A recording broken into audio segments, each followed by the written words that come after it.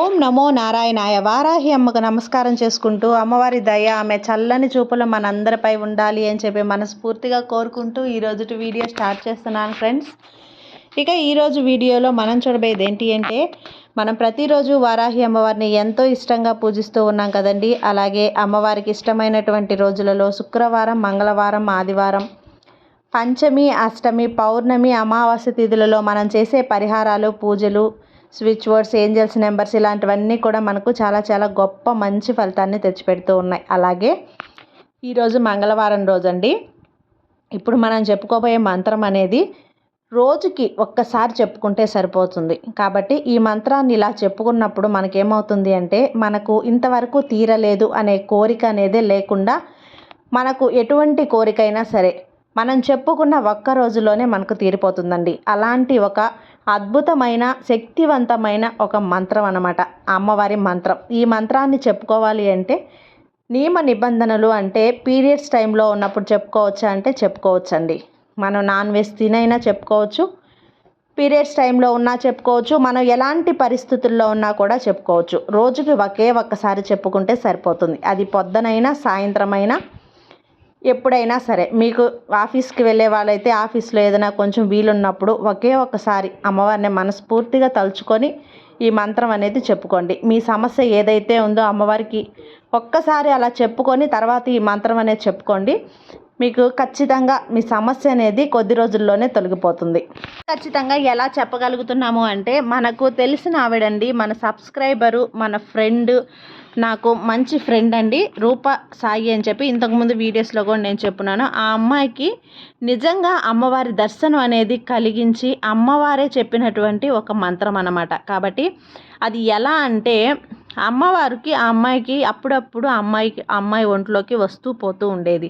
అలా వస్తూ పోతున్నప్పుడు వాళ్ళ అమ్మగారు వచ్చేసి, అసలు వద్దు, మా అమ్మాయి ఒంట్లోకి అసలు రావద్దమ్మా, నువ్వు ఇలా వచ్చావంటే నీకు మా అమ్మాయి జీవితం అనేది పాడవుతుంది, నువ్వు అసలు రానే వద్దు అని చెప్పి అమ్మాయి ఒంట్లోకి వచ్చినప్పుడు వాళ్ళ అమ్మ వచ్చేసి గట్టిగా గద్దించి అమ్మవారిని అడిగిందంటండి.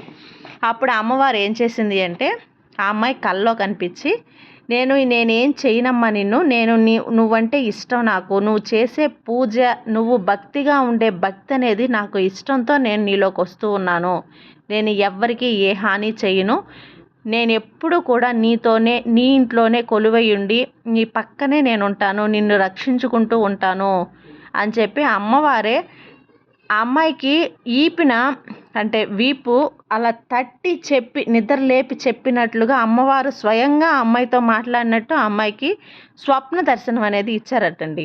కాబట్టి ఆ అమ్మాయే ఈ మంత్రం అనేది కూడా చెప్పుకోమ్మా, నీకు ఖచ్చితంగా నీ జీవితం అనేది బాగుంటుంది. ఆ అమ్మాయి వచ్చేసి బీఫార్మసీ అనేది చదువుతుందన్నమాట. ఈ ఫ్యామిలీతో పిల్లలు, అమ్మాయికి 2 పిల్లలు, ఈ ఫ్యామిలీని చూసుకుంటూ అమ్మాయి చదువుకుంటూ నేను ఎక్కడ పాస్ అవుతానా లేదా అనే కన్ఫ్యూజన్లో ఉండింది ఆ అమ్మాయి. కానీ అమ్మ ఆశీర్వాదంతో ఆ అమ్మాయి ఖచ్చితంగా ఆ ఎగ్జామ్ అనేది పాస్ అయిపోయి మంచిగా ఇప్పుడు సెటిల్ అయిందండి. కాబట్టి అమ్మ ఆశీర్వాదం అనేది మనకు దొరకాలన్నా కూడా అదృష్టం ఉండాలి. అంత గొప్ప ఆశీర్వాదం, అనుగ్రహం అనేది ఆ అమ్మాయికి దొరికింది. అమ్మ ఎప్పుడు కూడా వారాహి అమ్మ ఆ అమ్మాయి వెంటే ఉంటుంది, ఆ అమ్మాయి ఇంట్లోనే ఉంటుందంట. అది స్వయంగా అమ్మవారే చెప్పినటువంటి మాట.